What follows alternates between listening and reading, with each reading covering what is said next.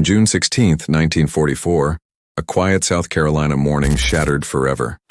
A young boy, no more than 14 years old, sat strapped to the electric chair, his small body too frail for the adult-sized restraints. George Stinney Jr., at just 90 pounds and 5'1", was about to become the youngest person executed in the United States in the 20th century. But his crime, if you could even call it that, was a tragic, unjust reality. This wasn't a story of a cold-blooded killer, but of a child who had been wronged by a system that failed him from the moment his fate was sealed. His execution would come to symbolize not just the flaws of a broken justice system, but the deep racial prejudice of a time when a black teenager's life had no value beyond a mere suspicion. How did a 14-year-old, a child, end up in that chair? This is the story of a life snuffed out too soon, a child's death that still haunts America today. Stay with us as we unravel the injustice of George Stinney Jr. and the legacy it left behind. Alcolu, South Carolina, was a town divided. In 1944, the lines between the white and black communities were sharply drawn, both geographically and socially. Railroad tracks ran through the center of the town, symbolizing the segregation that governed everyday life. On one side, white families lived in relative comfort, and on the other, black families like George Stinney's lived in poverty, often working for the mill that kept the town alive. The law of the land was Jim Crow, an unspoken yet fiercely enforced code that kept races separate, unequal, and often hostile toward one another. It was a time when the color of a person's skin could determine their fate in ways that were unfair, unjust, and often lethal. George Stinney Jr. was born into this world on October 21, 1929. The youngest of 6 children, George was a quiet, shy boy, often described as small for his age. His father, George Stinney Sr., worked long hours at the local sawmill to support the family, while his mother, Mae Brown Stinney, took care of their home. Though they were not wealthy, they had what they needed, a modest home near the mill with a chicken coop out back. Like most black children in Alcolu, George lived a segregated life. He went to a black school, attended a black church, and played with children who lived on his side of town. Yet, even in this small, insular world, there was always the ever-present threat of racial violence and prejudice lurking just beneath the surface. George's life, like many black children in the South, was shaped by these invisible lines that defined not just where he could go, but whether or not he could survive. Before the tragedy, George Stinney Jr. was a child like any other, living a simple life in a segregated South. At just 14 years old, he was still in the midst of his childhood, growing up in a world that had already defined what his future could look like, if he even had one. George's family lived modestly. His father worked at the sawmill, while his mother cared for the children at home. They had their struggles like any other working-class family, but they had love, togetherness, and a sense of community that kept them going. George had a deep bond with his siblings, especially his older sister, Mae, who was just a few years older than him. She would later play a pivotal role in his exoneration. Despite the deep divisions of race in Alcolu, George had a relatively innocent childhood. He didn't yet understand the full weight of the world he was growing up in, how his black skin made him a target, how his life was already being mapped out for him, determined by the color of his skin. He was small, quiet, and often kept to himself, preferring to spend time with his family or at the mill. George wasn't a troublemaker, nor did he show signs of any violent tendencies. He was just a child trying to make his way through a world that saw him not for who he was, but for who others thought him to be. His innocence, his youth, and his innocence would all come to a violent and unjust end on the day Betty June Binnicker and Mary Emma Thames went missing in the small town of Alcolu. March 22, 1944, started as an ordinary spring day in Alcolu. Betty June Binnicker, 11, and her younger sister Mary Emma Thames, 8, decided to spend their afternoon searching for maypops, the local passion flower. They grabbed their bicycles and set off down the quiet streets, crossing over to the black side of town, where the flowers were said to bloom in abundance. On their way, they stopped at the Stinney property to ask George and his sister Aimee for directions. George pointed them in the right direction, and the girls set off on their way. It would be the last time anyone would see them alive. When the girls didn't return home by evening, their families grew worried.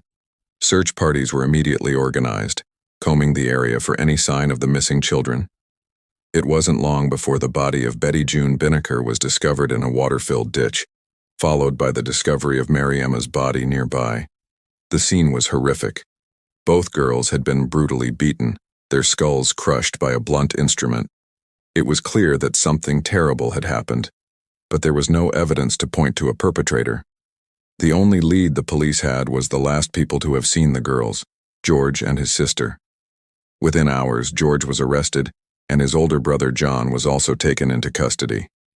But John was soon released after questioning, and George became the sole focus of the investigation. The police quickly decided that George was their killer.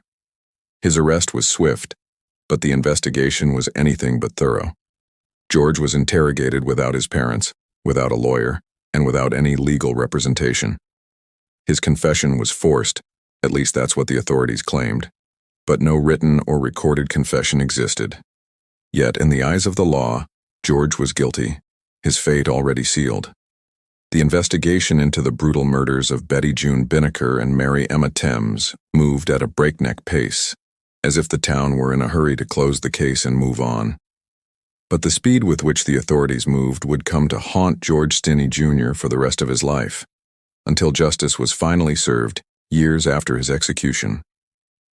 From the moment George was arrested, his fate seemed all but sealed. He was taken into custody on March 24, 1944, without his parents' knowledge or consent. His father, George Stinney Sr., wasn't informed of his son's arrest until hours later. Yet, despite being just a child, George was subjected to harsh, relentless questioning without legal representation, and, most shockingly, without his parents present. The details surrounding George's confession are as murky as the evidence that supposedly led to his conviction.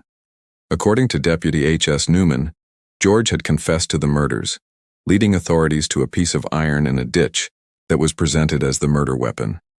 But there were no written records of this confession, no audio recordings, no signed statements, just the word of a white deputy and the rapid, unquestioning assumption of guilt.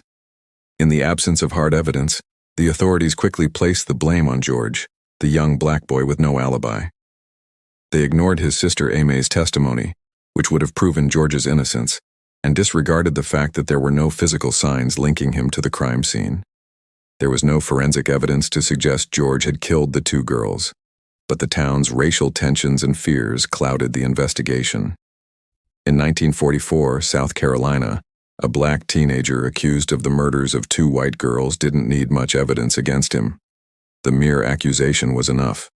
The confession itself became a centerpiece of the case, but it was inconsistent and contradictory.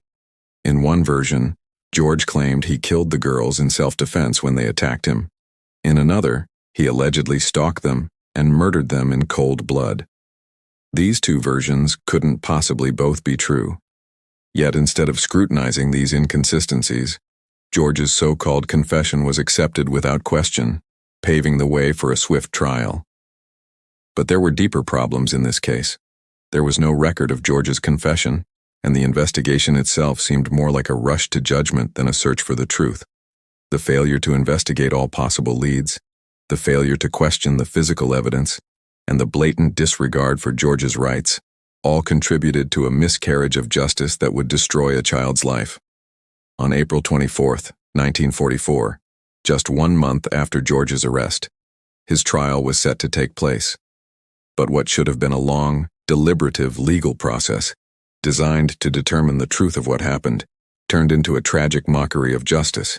The trial of George Stinney Jr. lasted a mere 2.5 hours. Yes, you read that correctly. 2.5 hours.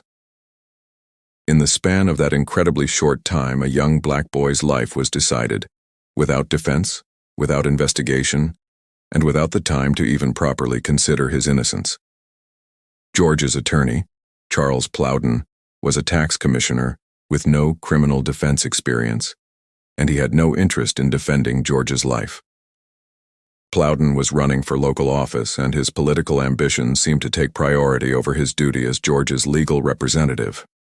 Plowden didn't call any witnesses to testify on George's behalf, didn't cross-examine the prosecution's witnesses, and did nothing to challenge the inconsistent, conflicting accounts of George's supposed confession. The all-white jury listened to the prosecution's weak case and took less than 10 minutes to deliberate. The courtroom was packed with over 1,000 white spectators, while not a single black person was allowed to sit in the room. The jury, composed entirely of white men, deliberated for less than 10 minutes before rendering their verdict: guilty of murder. This wasn't a trial. It was a sentence in disguise. What's even more damning is the fact that George's defense didn't even challenge the glaring flaws in the prosecution's case. The most shocking of all was that George's sister, Aimee, had provided him with an alibi. Yet no one even bothered to question her or present her testimony in court. George's life was hanging in the balance, but his defense lawyer showed no interest in saving it. After the quick verdict came the sentencing. Judge Philip H. Stoll sentenced George to death by electrocution. There was no mercy, no consideration of his youth, and no thought given to the fact that he was only 14 years old. His conviction was swift, and his punishment final. The trial of George Stinney Jr. was a farce, a legal lynching that took place in broad daylight, sanctioned by a system that had already made up its mind about his fate before the trial even began. The consequences of this trial would not only destroy George's life, but also leave a stain on American justice that would last for decades. On June 16, 1944, the day of George's execution arrived with little fanfare. The air was heavy with humidity, and the quiet of the morning was broken only by the sound of guards preparing for the day's events. But for George Stinney Jr., this was the final moment of his life, the culmination of a tragic and unjust process that had deprived him of everything he was: his childhood, his family, his future. George was led to the electric chair at the South Carolina State Penitentiary. But there was a problem. The chair, built for adult criminals, was far too big for George's small frame. At just 5'1" and weighing barely 90 pounds, George was a child, and the chair was meant for men. To make up for this, someone grabbed a Bible and placed it on the seat as a booster, lifting George just enough for the execution to proceed. The leather straps that bound his small arms and legs looked enormous against his frail body. And when the executioner pulled the leather strap across George's mouth to stifle his screams, the boy began to cry. The mask, designed for an adult face, slipped from George's head when the first jolt of electricity hit him. Witnesses later reported that George's tears were visible as the current coursed through his body. For a child of 14, the brutality of his execution was a nightmare made real. The mask didn't fit. His body was too small for the chair, and the whole scene became one of the most haunting images of injustice in American history. Within minutes, George was pronounced dead. The small boy, whose crime had never been proven, whose life had never been given a chance, was dead. The electric chair had claimed its victim, but it had also exposed a system that was broken beyond repair. For years, George Stinney Jr.'s name was barely whispered. His case became a footnote in history books, a small but painful reminder of America's dark past. His execution, which had been a public spectacle, soon faded into obscurity. The families of Betty June and Mary Emma, still grieving their loss, held fast to their belief that George was guilty, and the town of Alkaloo, South Carolina, moved on, as towns often do when difficult truths are swept under the rug. But even as time passed, the memory of George's execution wouldn't remain silent forever. Slowly, over decades, the injustice of his death began to surface once more. Legal scholars, civil rights activists, and historians began to examine the case, realizing that George's trial had been a miscarriage of justice of the highest order. His confession had been coerced, his trial had been a sham, and his execution had been carried out without regard for his age or his innocence. In 2014, a team of attorneys and legal experts petitioned to have George's conviction overturned. After years of research, they presented new evidence, including the testimony of George's surviving siblings, who had been ignored during the trial, and the fact that no physical evidence had linked George to the murders. Judge Carmen Mullen vacated the conviction, acknowledging that George had never received a fair trial. The case of George Stinney Jr. had been reopened, and the long shadow of injustice began to fade. But even as George's name was cleared, the question remained. How many other innocent children had suffered the same fate in a system that was built to protect the powerful and ignore the vulnerable? George Stinney Jr.'s story is not just a tragedy of one young life lost. It is a glaring reflection of the flaws that existed in the American justice system and the racial prejudices that poisoned it. His case, though long buried, serves as a reminder that justice isn't always blind and that systems of power can fail the most vulnerable. While George's posthumous exoneration in 2014 brought a small sense of justice, it came too late for a boy whose life had been stolen by fear, hate, and an unjust system. His story forces us to confront the uncomfortable truth about America's history with racial discrimination and the importance of ensuring fairness, especially for children in the justice system. George may never have had the chance to live the life he deserved, but his name, finally cleared, stands as a symbol of change. His case contributed to the growing movement to reform juvenile justice and prevent future miscarriages of justice. It is a reminder that while we cannot undo the past, we can ensure that future generations are given the fair treatment George was denied. His life, his story, and his legacy demand that we do better, always.